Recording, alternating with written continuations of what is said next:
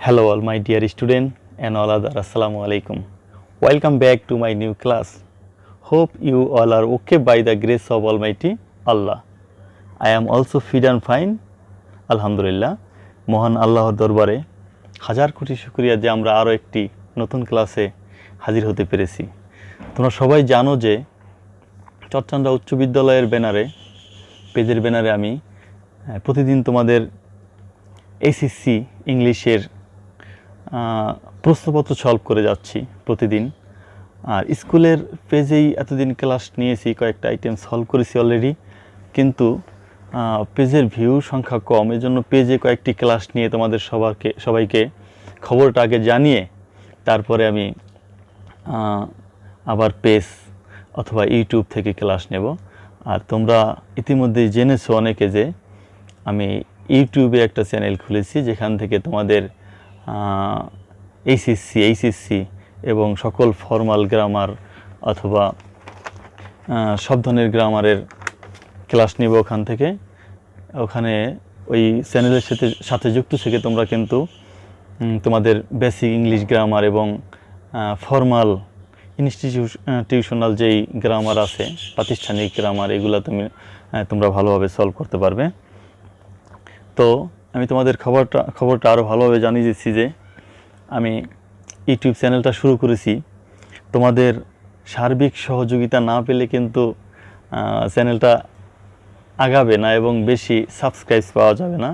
তাই আমার ছাত্রছাত্রী যারা আছে এবং যারা বিশেষ করে শুভাকাঙ্ক্ষী আছো, সবাই আশা করি ওই ইউটিউব চ্যানেলটাকে সাবস্ক্রাইব করবে এবং তোমাদের বন্ধুবান্ধব সবাইকে ছড়িয়ে দেবে, সবার কাছে সবাইকে বলবে চ্যানেলটা যেন সবাই সাবস্ক্রাইব করে। অত্র এলাকার মধ্যে একটা ইউটিউব চ্যানেল হোক, সবাই একযোগে আমার সাথে কাজ করো। তোমাদের সহযোগিতা অনেক কামনা করছি আমি। অবশ্যই তোমাদের সহযোগিতা অবশ্যই লাগবে যদি আমি চ্যানেলটাকে আরও বিস্তৃত করতে চাই এবং সবার কাছে নিয়ে যেতে চাই। তাই তোমরা চ্যানেলটার নাম হইল pilots English word and home care. হ্যাঁ, আবার বলছি, pilots English world and home care, এই নামে চ্যানেলটা খুলেছি। তোমরা ওই চ্যানেলটা সাবস্ক্রাইব করে নেবে সবাই এবং আশা করি সাথে থাকবে সবাই, ভিডিও দেখবে। আমি এখন আপাতত আমার ফেসবুক আইডি থেকেই আমি কিছু ক্লাস নেব, সবাইকে পরিচিত করানোর জন্য এবং সবাইকে খবরটা দেওয়ার জন্য। যেহেতু ইউটিউবের চ্যানেলে এখনও তত সাবস্ক্রাইব বাড়েনি, ভিউ সংখ্যা অনেক কম। আস্তে আস্তে সাবস্ক্রাইব বাড়ুক। তোমরা সবাই আমার সাথে নিজের একটা ইউটিউব চ্যানেল নিজের মনে করে সবাই কিন্তু সাবস্ক্রাইব করার জন্য সবাইকে শেয়ার করতে থাকবে এবং দাওয়াত দিতে থাকবে, ইনভাইট করতে থাকবে। আশা করি এই কাজটা তোমরা সকলেই করবে এবং আমি আইডি থেকে ক্লাস চালিয়ে যাচ্ছি। আপাতত আমি ক্লাস নিচ্ছি এসএসসি ইংলিশ ফর এসএসসি এই শিরোনামে। এসএসসি পরীক্ষার্থীদের প্রশ্নপত্র কারেকশন করছি, যেহেতু ওই এসএসসি পরীক্ষার্থীদের শেষ সময় এটা।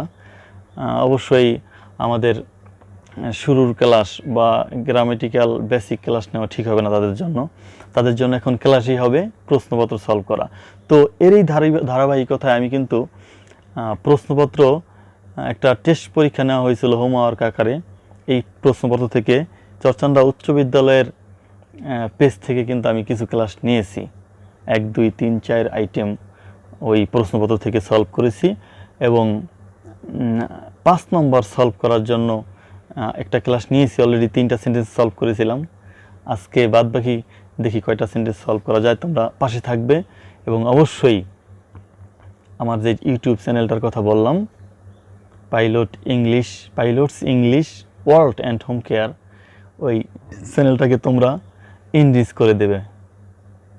তোমরা আমার ছাত্রছাত্রীদের বলছি এবং বন্ধুবান্ধব যারা যেখানে আছো, সবাই একে অন্যের ভার্চুয়ালভাবে না হলেও পাশাপাশি কথা বলেও সাবস্ক্রাইব করে দেবে এবং ইনভাইট করবে সবাইকে। একটা চ্যানেল হোক, আমি চাই এটা চ্যানেলটা শুধু আমার না, সবার জন্যই এটা থেকে কাজ করা হবে আগামীতে এবং সবার জন্য একটা শক্তিশালী প্ল্যাটফর্ম হোক তোমাদের সবার সহযোগিতায়, এই কামনা করছি। সবাই চ্যানেলটায় সাবস্ক্রাইব করবে। তো আজ আর কথা না বাড়িয়ে আমি চলে যাচ্ছি আমার সেই অ্যাজ ইউজুয়াল যেই ক্লাসগুলো আছে নিতেছি সেই ক্লাসে চলে যাচ্ছি। সবাইকে অসংখ্য ধন্যবাদ। পরীক্ষার্থী যারা আছে এসএসসি পরীক্ষার্থী তারা কিন্তু প্রতিদিন লেগে থাকবে। কয়েকটা ক্লাস আমি লাইভে আমার আইডি থেকেই নেব, তারপর চট্টগ্রাম উচ্চ বিদ্যালয়ের পেজেও ক্লাসগুলো পরবর্তীতে পাবে, এবং আমার যে ইউটিউব চ্যানেল আছে যেটার কথা বললাম এতক্ষণ এবং সবাইকে শেয়ারও করছি আমি, ওখানে পাবে। তো চলো আমরা আমাদের প্রশ্ন সলভ করা শুরু করি। সবাইকে অসংখ্য ধন্যবাদ। প্রশ্ন সলভ করতে চলে যাচ্ছি। আজকে আমরা সলভ করব হলো ডি ই এফ, যে কটা পারি আর কি। চলো আমরা সলভ করার জন্য আমাদের সেই কাঙ্ক্ষিত ওয়ার্ড বুকে চলে যাই।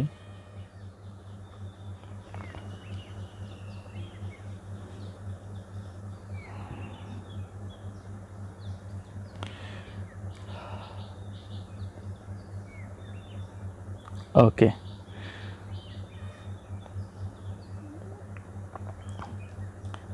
এই যে দেখতে পাচ্ছ তোমরা কটা সেন্টেন্স করেছি আমি এখানে, কিন্তু করাই আছে। একটা করেছি, বি নম্বর করেছি।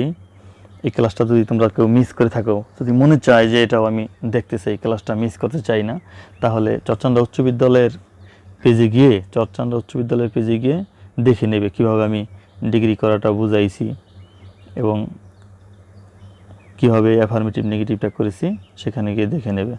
আজকে আমার করার পালা হলো D number sentence.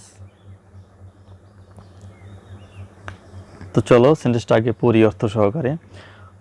Computer are nowadays being used in almost every spare time of life. তোমার সেন্টেন্সটা দেখতে পাচ্ছ, কম্পিউটার আর নাও, কম্পিউটার হয় এখন এ ডেইজ, নাও এ ডেইজ তোমরা তো একটা জানো, এটা একটা ফ্রেজ যার অর্থ হইল বর্তমানে বোঝানো হয়। কম্পিউটার হয় বর্তমানে একটা,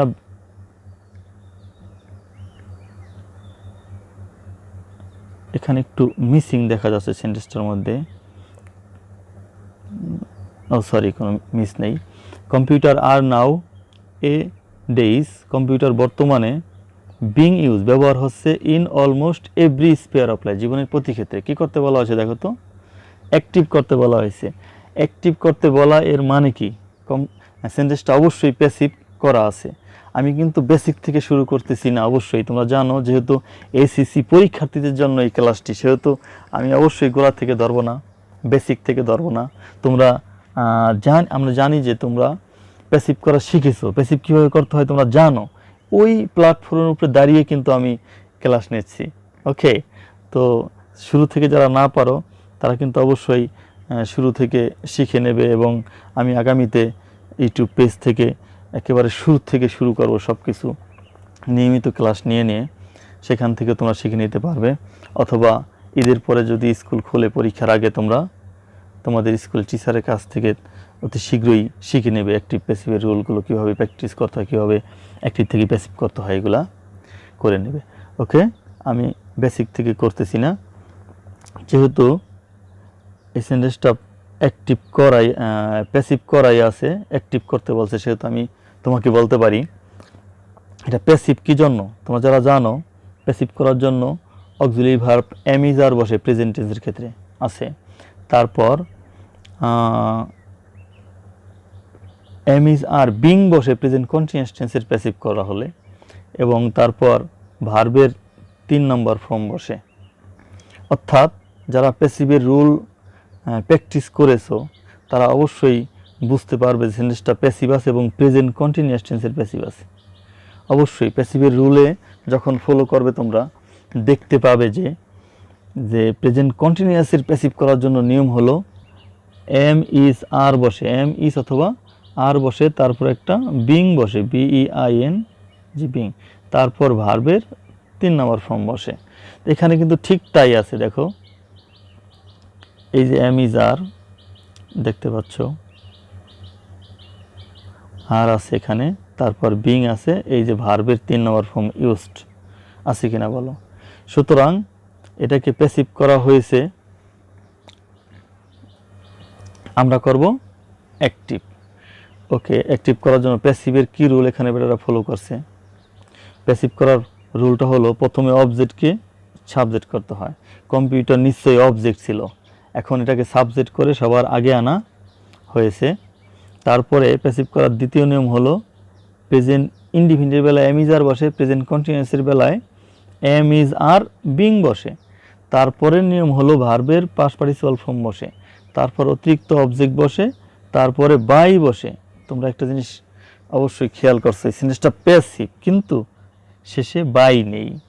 প্যাসিভ সেন্টেন্সে কিন্তু অবশ্যই শেষে একটা বাই থাকে এবং বাইয়ের পরে একটা অবজেক্ট থাকে। যদি দেখো সেন্টেন্সটা প্যাসিভ কিন্তু শেষে অবজেক্ট বা বাই নেই, তাহলে কি করবে বলো? হ্যাঁ আনোয়ার, ধন্যবাদ, দেখতে থাকো। অনেক ধন্যবাদ সাথে থাকার জন্য আনোয়ারকে। আচ্ছা, যা বলছিলাম, Anwar I am fine, I am so thank you, stay connected. আমি যা বলছিলাম, শেষে বাই থাকবেই প্যাসিভ সেন্টেন্সে এবং একটা অবজেক্ট থাকবেই। যদি তোমরা কোনো প্যাসিভ সেন্টেন্সের শেষে বাই না পাও, তোমাকে মনে মনে ধরে নিতে হবে যে শেষে একটা বাই আছে। এখানে তোমার মনে মনে একটা বাই ধরে নিতে হবে। আমি নিলাম বাই ধরে, এটা যেহেতু প্যাসিভ। তারপরে একটা অবজেক্ট, অর্থবোধক একটা অবজেক্ট ধরতে হবে। অর্থবোধক অবজেক্ট কি? কোন অবজেক্টটা দিলে এখানে সেন্টেন্সটা সুন্দর বা সুমধুর শোনা যায়, এরকম একটা অবজেক্ট এখানে ধরতে হবে। ধরো computer are now A days being used, computer বর্তমানে বিং হচ্ছে, ইউজ ব্যবহার হচ্ছে, ইন অলমোস্ট এভরি স্পেয়ার প্রতি ক্ষেত্রে, অফ লাইফ জীবনের প্রতি ক্ষেত্রে এটা ব্যবহার হচ্ছে, বাই ড্যাশ কার দ্বারা? কম্পিউটার অবশ্যই পশু পাখি গরু ছাগলের দ্বারা ব্যবহার হয় না। কম্পিউটার জীবনের প্রতি ক্ষেত্রে ব্যবহার হচ্ছে বাই দ্বারা, বাই পিপল, POPLE, অবশ্যই লোকজনের দ্বারা ব্যবহার হচ্ছে। তাই তোমরা এখানে একটা করার জন্য রাফ যেভাবে করো, রাফ একটা বাই পিপল ধরে নেবে, POPLE। এখন প্যাসিভ একটা পূর্ণ সেন্টেন্স আছে বলা যায়। আমি কিন্তু একটু সময় নিচ্ছি প্র্যাকটিস করতে, যেহেতু শুধু শুধু উত্তরটা উঠিয়ে চলে গেলেই তো আর তোমাদের বোঝা হবে না। এই জন্য আমি চেষ্টা করছি গোড়ার থেকে যতটা পারা যায় যাতে বুঝতে পারো, এই চেষ্টা করছি। একটা সেন্টেন্স যদি 5-10 মিনিট সময়ও লাগে, লাগুক, নো প্রবলেম। ওকে, পিপল ধরে নিলাম। এখন পূর্ণ একটা প্যাসিভ সেন্টেন্স আছে, এখন অ্যাক্টিভ করব। এই সেন্টেন্সটাকে প্যাসিভে যে রুল ফলো করা হয়েছে, ওই রুলটা উল্টিয়ে আনলেই কিন্তু অ্যাক্টিভ হয়ে যায়। যেহেতু প্যাসিভ করার সময় রুল ছিল প্রথমে অবজেক্টকে সাবজেক্ট করতে হয়, তার মানে এই সেন্টেন্সটা যেহেতু প্যাসিভ, এই যে কম্পিউটার আছে, কম্পিউটারটা কী ছিল? অবজেক্ট ছিল। অবজেক্টটাকে এখানে কী করা হয়েছে? সাবজেক্ট করা হয়েছে। তারপর যে এম ইজ আর, আর আছে, বিং আছে, আর বিং কিন্তু এই সেন্টেন্সটার ভিতরে অ্যাক্টিভ সেন্টেন্স ছিল না। অ্যাক্টিভ সেন্টেন্স ছিল হইল শুধুমাত্র এম ইজ আর। প্যাসিভ করার সময় প্রেজেন্ট কন্টিনিউয়াস টেন্সে এম ইজ আর বিং আনতে হয়। তো এটা যেহেতু প্যাসিভ করছে, এই জন্য বিংটা আনছে, তুমি কী করবে? বিংটা বাড়তি এটা ফেলে দেবে। প্যাসিভ করার জন্য আনতে হয়। এই সেন্টেন্সটা আসলে প্যাসিভ, এটা আমি আগেই বলেছি। প্যাসিভ করার জন্য এই জিনিসগুলো বাড়তি আনতে হয়, এই জন্য বিংটা বাড়তি আনা হয়েছে। আমরা কী করব? বিংটা বাদ দেব। আর কম্পিউটার যেহেতু অবজেক্টকে সাবজেক্ট করা হয়েছে, এটা অবজেক্টে ছিল, সাবজেক্টে আনা হয়েছে। আমরা কি করব? এটা আবার অবজেক্টে নিয়ে যাব। তারপরে আরও যে নিয়মগুলো এখানে ফলো করা হয়েছে, ওই নিয়মগুলো শেষমেশ যে নিয়মটা ফলো করা হয়েছে 5 নম্বরে বাই বসে। বাই কিন্তু অ্যাক্টিভ সেন্টেন্সে থাকে না, প্যাসিভ করার সময় আনতে হয়, এই জন্য এই প্যাসিভ সেন্টেন্সটা আমরা বাই আনলাম। তারপর সাবজেক্টকে অবজেক্ট করতে হয়, অর্থাৎ বাইয়ের পরে সাবজেক্টকে অবজেক্ট করতে হয়। এটা এই পিপলটা নিশ্চয়ই অ্যাক্টিভ সেন্টেন্সের সাবজেক্ট ছিল, এই সেন্টেন্সে প্যাসিভ করার জন্য আনা হয়েছে। সুতরাং পিপলটা এবার তোমরা সহজেই অনুমান করতে পারতেছো, পিপলটা কিন্তু এখানে ছিল না, অ্যাক্টিভ সেন্টেন্সে কই ছিল? সাবজেক্টে ছিল, এবং সাবজেক্টকে এখানে অবজেক্ট করে পিপলটা বাইয়ের পরে আনা হয়েছে। তাহলে আমরা যদি এখন অ্যাক্টিভ করতে চাই, তাহলে পিপলটা কই চলে যাবে? অবশ্যই সাবজেক্টে চলে যাবে। তো চলো আমরা পিপলকে সাবজেক্টে দেই এবং সাবজেক্ট করে একটা একটা করে স্টেপ ফলো করতে থাকি।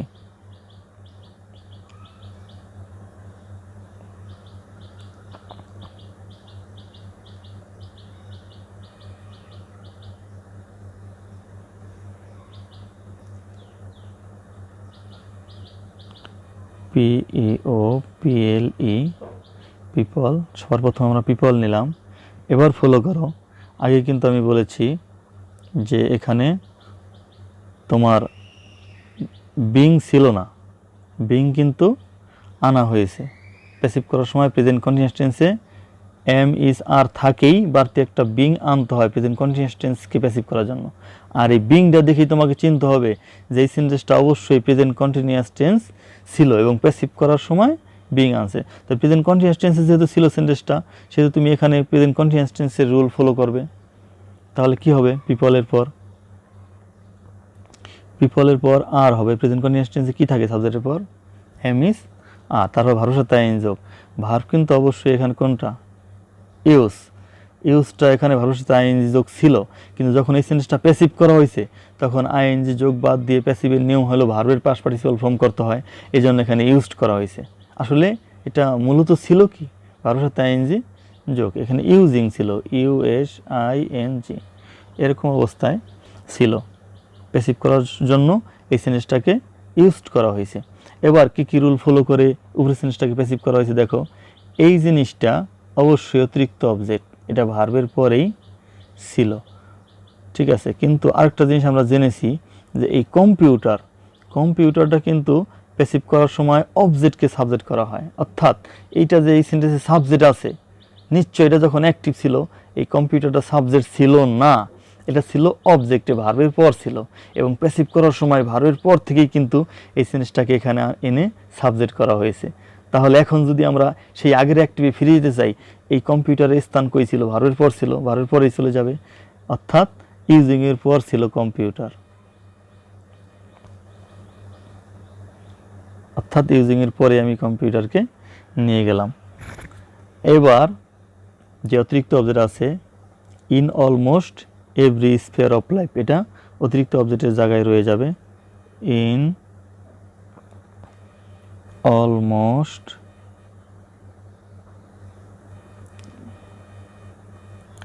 এভরি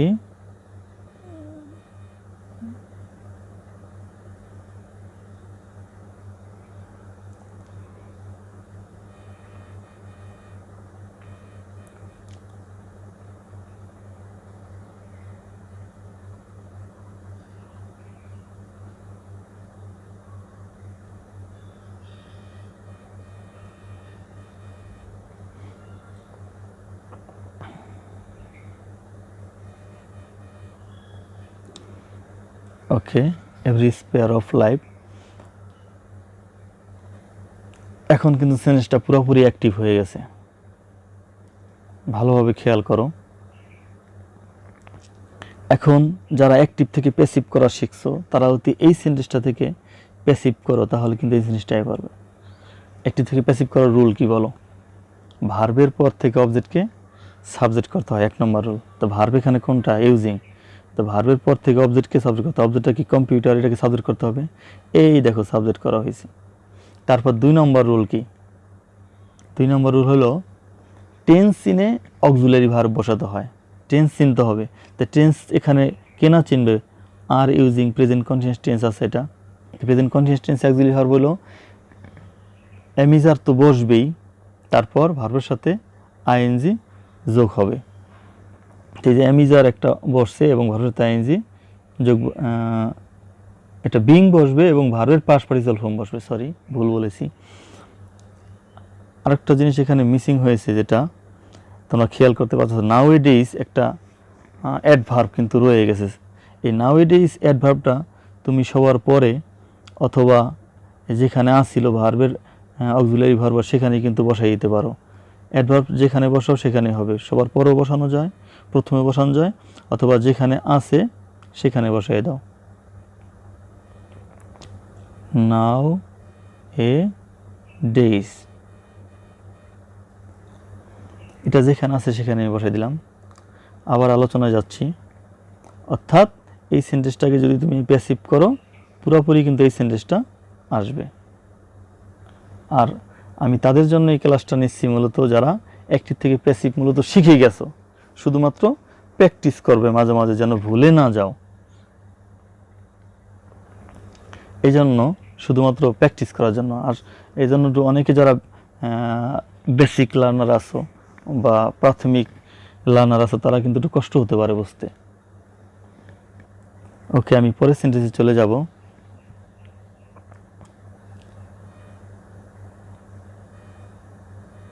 তারপরেও কারো কোথাও বুঝতে একটু সমস্যা হলে আমাকে বলতে পারো, এই জিনিসটা বুঝলাম না। আশা করি কোনো সমস্যা নেই কারো, যারা প্যাসিভের রুলটা পারো। আমি তোমাদের একটা কাজ করি, রুলটা একটু দেখাই দিই।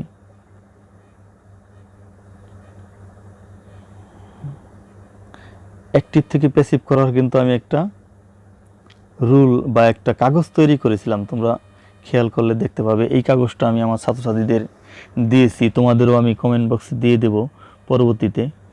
এই হলো অ্যাক্টিভ থেকে প্যাসিভ করার রুলটা, আমি সিরিয়াল বাই সাজিয়ে সাজিয়ে দিছি। 1 নম্বর কী করতে হয়, আর অ্যাক্টিভ থেকে প্যাসিভ করা যদি কেউ শিখো তাহলে কিন্তু প্যাসিভ থেকে অ্যাক্টিভ করা ব্যাপার না, উল্টা দিকে ফিরে আসতে পারলে হয়। কেউ ঢাকা যেতে পারলে চিনে চিনে ঢাকা থেকে সে কিন্তু আসতেও পারবে। ওকে, অ্যাক্টিভ থেকে প্যাসিভ যারা শিখবে এই রুলটার মাধ্যমে তারা কিন্তু প্যাসিভ থেকে অ্যাক্টিভ করতে পারবে। আমি রুলটা দেখাইছি, এই দেখো, প্রথমেই মূল ভার্বের পর থেকে একটি অবজেক্টকে সাবজেক্ট করতে হয়। আমি কিন্তু ওখানে তাই ফলো করেছি। 2 নম্বরে টেন্স সিনে অক্সিলারি ভার্ব বসাতে হয়। দেখো, টেন্স সিনে অক্সিলারি ভার্ব বসাতে হয়, তা সেই নিয়মটাও এখানে পুরোপুরিভাবে আছে। কোন টেন্স থাকলে, কোনো প্রেজেন্ট ইন্ডিফিনিট থাকলে অ্যামিজার বসাইতে হয় সাবজেক্ট পারসন অনুসারে, পাস্ট ইন্ডিফিনিট থাকলে ওয়াজার বসাইতে হয়। তারপর দেখা যায় যে কোনো কন্টিনিউয়াস টেন্স হলে কিন্তু এই কন্টিনিউয়াস টেন্সের যে অক্সিলারি ভার্ব থাকে ওই অক্সিলারি ভার্বটাই বসবে, বাড়তি একটা বিং বসাইতে হয়। একটু আগে যে জিনিসটা করলাম ওটা কিন্তু প্রেজেন্ট কন্টিনিউয়াস টেন্স ছিল, এর জন্য কিন্তু ওখানে তোমার গিয়া অ্যামিজার একটা অক্সিলারি ভার্ব ছিল আর একটা বিং ছিল। অ্যামিজার থাকার কারণে আমরা চিনি সেটা প্রেজেন্ট কন্টিনিউয়াস টেন্স। আর পারফেক্ট টেন্স হলে পারফেক্ট টেন্সের অক্সিলারি ভার্বটা থাকবে, বাড়তি একটা বিন থাকবে। তারপরে যে কোনো মোডাল ভার্ব থাকলে মোডাল ভার্বটা থাকবে, কাঙ্ক্ষিত মোডাল ভার্বটা, এবং বাড়তি একটা বি থাকে, বি বসাইতে হয়। দেখো এটা ফলো করবে। তারপর 2 নম্বর রুলের পর 3 নম্বর রুল, মূল ভার্বের কিন্তু সবসময় V3 হয়, মানে পাস্ট পার্টিসিপাল ফর্ম বসাতে হয়। 4 নম্বর নিয়মটা দেখো, অতিরিক্ত অবজেক্ট যদি থাকে, অতিরিক্ত অবজেক্ট বা অ্যাডভার্ব যাই থাকুক ওইটা কিন্তু বসে যাবে 4 নম্বরে। 5 নম্বরে যা করতে হয় বাই দিতে হয়। অনেক সময় তোমরা প্যাসিভ সেন্টেন্সের মধ্যে বাই পাবে না, কিন্তু বাই তারপরে তোমাকে বসাই নিতে হবে, বাই বসাইতে হবে। অনেক ক্ষেত্রে টু, অ্যাট, উইথও বসতে পারে। 6 নম্বরে কিন্তু সাবজেক্টটিকে অবজেক্ট করতে হয়, এই নিয়ম ফলো করে। সাবজেক্টটা আই থাকলে মি বসে, ঠিক আছে। তারপর দেখা যায় অবজেক্টটা যদি আস থাকে উই বসে, অবজেক্ট যদি হিম থাকে হি বসে। এই নিয়মটা ফলো করে কিন্তু তোমার গিয়া অ্যাক্টিভ থেকে প্যাসিভ করা হয়। আমি রুলটা দেখাইলাম, তোমরা আরও এটাকে ডাউনলোড করে নিয়ে মুখস্থ করে ফেলবে, তাহলে সবচেয়ে ভালো হবে বোঝার জন্য যারা প্রাথমিক দিকের লার্নার আছো। ওকে বন্ধুরা, এবার আমি চলে যাব পরের সেন্টেন্সে। পরের সেন্টেন্সটা আমি পড়ছি প্রথমে। Our dependence on computer is inevitable. সেন্টেন্সটার অর্থ আগে মিলাই। অর্থটা হলো আওয়ার ডিপেন্ডেন্স, আমাদের নির্ভরশীলতা, এটা একটা নাউন। আমাদের নির্ভরশীলতা, কোথায় নির্ভরশীলতা? অন কম্পিউটার, কম্পিউটারের উপরে আমাদের নির্ভরশীলতা ইজ ইনএভিটেবল। ইনএভিটেবল তো অনস্বীকার্য, অনস্বীকার্য মানে স্বীকার করা যায় না, এরকম একটা অবস্থা। ওকে আনোয়ার, তুমি কিছু বলতে চাও? বলো। মোবাইলে ক্লাস নিচ্ছি তো অনেকটা প্রবলেম হয়, আস্তে আস্তে করছি, পরবর্তীতে আরও ইমপ্রুভ করবো আশা করি, দোয়া রাখবে। আর আনোয়ার যে ইউটিউব চ্যানেলটা আছে এটাকে ফলো করবে, সাবস্ক্রাইব করবে, বন্ধুদের সবাইকে সাবস্ক্রাইব করতে বলবে, ঠিক আছে আনোয়ার? ধন্যবাদ, সাথে থাকো। এবার আর তোমার কোনো প্রশ্ন থাকলে করো আনোয়ার। এখানে সেন্টেন্সের অর্থটা মিলাইলাম আমি। আওয়ার ডিপেন্ডেন্স, আমাদের নির্ভরশীলতা, অন কম্পিউটার, কম্পিউটারের উপরে আমাদের নির্ভরশীলতা, ইজ ইনএভিটেবল, অনস্বীকার্য। অর্থাৎ পুরা বাংলায় সুন্দরভাবে যদি আমি অর্থটা মিলাই হয়, আমার কম্পিউটারের উপরে আমাদের নির্ভরশীলতা স্বীকার করা যায় না, অনস্বীকার্য। ওকে, অর্থটা আমাদের মিলানো হয়ে গেল। এখন দেখো ব্র্যাকেটে কী আছে, এক্সক্লামেটরি করতে বলতে হবে। সেন্টেন্সটা কী করতে হবে? এক্সক্লামেটরি। এখন কথা হলো এক্সক্লামেটরি করবো, এক্সক্লামেটরি সেন্টেন্স আমরা চিনি কিনা? অবশ্যই, যেহেতু তোমরা এইচএসসি পরীক্ষার্থী আর পরীক্ষার্থীদের উদ্দেশ্য করে ক্লাসটা নিচ্ছি, অবশ্য 9, 10, 8 সব ক্লাসের ছাত্ররাই অবশ্য ক্লাসটা ফলো করতে পারো তাদের স্ব গ্রামেটিক্যাল উপকারের জন্য। কিন্তু মূলত নেওয়া হচ্ছে চরচন্দা উচ্চ বিদ্যালয়ের ব্যানারে এবং এসএসসি পরীক্ষার্থীদের জন্য। তাই যারা পরীক্ষার্থী আছো তারা ইতিমধ্যেই অবশ্যই এক্সক্লেমেটরি সেন্টেন্সের গঠন প্রণালী, এক্সক্লেমেটরি সেন্টেন্সের যেই রুল আছে সব জানো অবশ্য। তারপরে যদি কেউ না জানো আমি একটু দেখাই আনতে পারি, তো এটার জন্য একটু সময় সাধ্য হয়ে যায় ব্যাপারটা। আমি মুখে মুখেই বলছি, এটার জন্য রুল করা আছে, আমার রুল তৈরি করা আছে। এক্সক্লেমেটরি সেন্টেন্সের রুল হলো সবার প্রথমে হট অথবা হাউ আনতে হয়। যদি সেন্টেন্সের মধ্যে আর্টিকেল এ অথবা এন থাকে তাহলে হট অথবা হাউ আনতে আমি দেখাই নেই, কষ্ট হলে দেরি লাগলে আর কি করব, একটু দেখাই।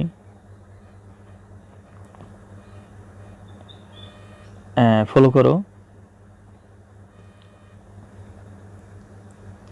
এই তো এক্সক্লেমেটরি সেন্টেন্সকে অ্যাসার্টিভ করার নিয়ম আছে এখানে, কিন্তু ওখানে কিন্তু তোমার যে সেন্টেন্সটা আমি প্র্যাকটিস করতেছি ওই সেন্টেন্সটা কিন্তু অ্যাসার্টিভ আছে, এক্সক্লেমেটরি করতে বলা হয়েছে।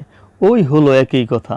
আমি কিন্তু আগেই বলেছি কেউ ঢাকা যেতে পারলে কিন্তু ঢাকা থেকে সে আসতেও পারবে। ওকে, তা এক্সক্লেমেটরি থেকে অ্যাসার্টিভ কেউ শিখলে অ্যাসার্টিভ থেকে এক্সক্লেমেটরি করা ব্যাপার না।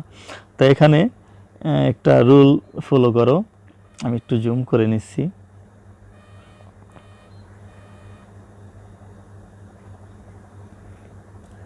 এখানে দেখো এক্সক্লেমেটরির একটা রুল দেওয়া আছে। এখানে এক্সক্লেমেটরি জিনিসটা কেমন থাকে, হট অথবা হাউ থাকে, তারপর একটা অ্যাডজেক্টিভ থাকে, তারপর সাবজেক্ট ভার্ব থাকে সবার শেষে। আর এই ধরনের এক্সক্লেমেটরি সেন্টেন্সকে অ্যাসার্টিভ করতে হলে যা করতে হয় এই সাবজেক্ট আর এই ভার্বটা নিয়ে আসতে হয় সবার আগে। ফলো করতেছো? একটু মনোযোগ সহকারে থাকো, ধৈর্য ধরে। ধৈর্য না ধরলে কিন্তু অবশ্যই কিছুই পাওয়া যায় না। তোমরা অনলাইনে এসে কিন্তু এদিক ওদিক ফালতু বিভিন্ন জিনিস ভিডিও দেখে কিন্তু সময় কাটাও, ঠিক আছে, যা দিন শেষে কোনো কাজেই আসে না। অবশ্য এটা যদি একটু ধৈর্য ধরে থাকো, কথাগুলো শোনো, যারা একদম বই ধরছো না, বই থেকে দূরে আসো, হ্যাঁ, তারা একটু হলেও কিন্তু উপকার হবে এবং জিনিসটা ভুলে যাবে না। হ্যাঁ, মনে থাকবে। প্রতিদিন যদি থাকো আধা ঘন্টা করে সময়, বেশি সময় না, আধা ঘন্টা করে সময় যদি প্রতিদিন থাকো, সাথে সব কিছু তোমার নজরে থাকলো, তুমি একেবারেই যে যেখানে আছো, অনেকে বাড়িতেও নেই, এতদিনের লকডাউন, অনেকে অনেক কাজে চলে গেছো, অনেক দূরে আসো, তো যেখানেই থাকো সেখান থেকে একটু ফলো করে রাখলে অবশ্য জিনিসটা ভুলে গেলে না, বইয়ের সাথে থাকলে, পড়ালেখার সাথে থাকলে। এই উদ্দেশ্যে আসলে ক্লাসগুলা নেওয়া। ওকে, যেটা বললাম এক্সক্লেমেটরি সেন্টেন্সের গঠনটা কি, প্রথমে হট অথবা হাউ বসে। হট বসাইলে অবশ্য এ অথবা এন দিতেই হবে, হাউ বসাইলে এ অথবা এন লাগবে না, এই জন্য আমি এ অথবা এন কিন্তু হটের সোজা দিয়েছি। আচ্ছা, এক্সক্লেমেটরি সেন্টেন্সে সবার প্রথমে হট অথবা হাউ বসে, তারপর একটা অ্যাডজেক্টিভ বসে, সাবজেক্ট আর ভার্ব সবার শেষে বসে। আর এরকম কোনো সেন্টেন্সকে যদি অ্যাসার্টিভ করতে হয় তাহলে কি করতে হবে, অবশ্যই সবার আগে এই সাবজেক্ট আর এই ভার্বটাকে সবার আগে আনতে হবে। এবং এই হট অথবা হাউ কিন্তু বাদ যাবে, বাদ গিয়ে এ ভেরি বসবে। যদি এ থাকে বসবে, এ থাকলে বসবে না, শুধুমাত্র ভেরি বসবে। তাই প্রথমে কি দেখলা, সাবজেক্ট অথবা ভার্ব, সাবজেক্ট ভার্ব, তারপরে বসে হলো এ ভেরি, তারপরে এই যে অ্যাডজেক্টিভটা আছে অ্যাডজেক্টিভটা বসবে সবার পরে। আশা করি বুঝতে পেরেছো। এটা এক্সক্লেমেটরি সেন্টেন্সের আমি 2টা রুল তোমাদের জন্য বাছাই করেছি, তার মধ্যে এইটা একটা, আরেকটা রুল অবশ্য আছে, তোমরা এটাকে দেখে নেবে, এই রুলটা তোমরা দেখে নেবে। এটা হচ্ছে ইফযুক্ত এক্সক্লেমেটরি সেন্টেন্স থাকলে এভাবে করতে হয় অ্যাসার্টিভ, আর এখানে এভাবে এক্সক্লেমেটরি সেন্টেন্স থাকলে অ্যাসার্টিভটা করতে হয় এইভাবে, যা আমি বুঝাইলাম একটু আগে। চলো এখন আমরা চলে যাই আমাদের সেই কাঙ্ক্ষিত প্রশ্নে।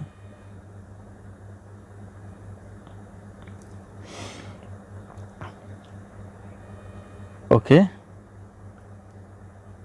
এই হলো সেন্টেন্সটা। তাহলে তোমরা আগে আমাকে বলো যে এই সেন্টেন্সটা কি অ্যাসার্টিভ না এক্সক্লেমেটরি? এক্সক্লেমেটরি করতে বলা হয়েছে আর অ্যাসার্টিভ আছে। আর একটু আগে আমি দেখাইলাম অ্যাসার্টিভের রুল দেখাইলাম। অ্যাসার্টিভের রুলটা কেমন ছিল, সবার প্রথমে হট অথবা হাউ থাকে। আমি সলভ করা শুরু করছি। প্রথমে হট অথবা হাউ থাকে, এটা আমি অবশ্যই হাউ নেব। বলো তো কেন হাউ নেব? ওখানে হট অথবা হাউ আছে, হটও নিতে পারো হাউ নিতে পারো, কিন্তু ওখানে দেওয়া আছে যে তুমি হট বসাও তাহলে কিন্তু তোমাকে একটা এ অথবা এন নিতে হবে, অথবা এন থাকতে হবে। সেন্টেন্সের মধ্যে কোথাও কি অথবা এন আছে? নাই, সুতরাং আমি হট নিলাম না। হট নিলে এ অথবা এন নিতে হবে। Okay fine. হাউয়ের পরে রুলে কি ছিল বলো? অ্যাডজেক্টিভটা নিতে হবে না? অ্যাডজেক্টিভটা নিতে হবে। তো এখানে অ্যাডজেক্টিভ কোনটা?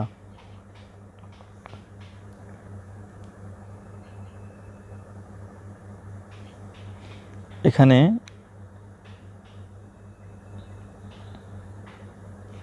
অবশ্যই এ অথবা এন নিতে হয়, ভাইল কনসোনান্ট খেয়াল করে। এখন আমি হাউয়ের পর যেহেতু এ অথবা এন নিলাম না, এখন অ্যাডজেক্টিভের পালা। এখানে অ্যাডজেক্টিভ কি আছে? আমি দেখতে পাচ্ছি ইনএভিটেবল অথবা অপরিহার্য বা অনস্বীকার্য। এই ইনএভিটেবলটা এখানে নিতে হবে। নাও INA ইনে BITA ভিটা BLA ইনএভিটেবল।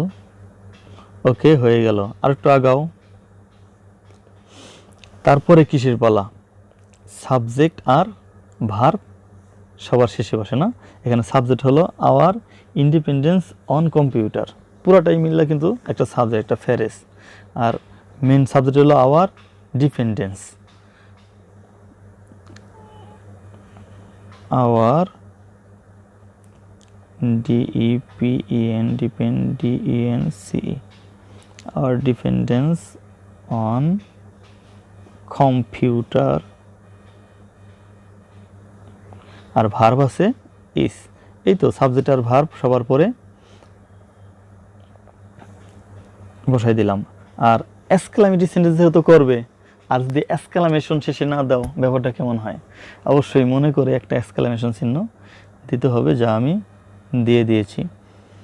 এই হলো কথা। এটা নিয়ে বেশি কথা বলা হয়তো দরকার হবে না, যারা পারো ইতিমধ্যেই তাদের মনে পড়ে গেছে আমি মনে করি।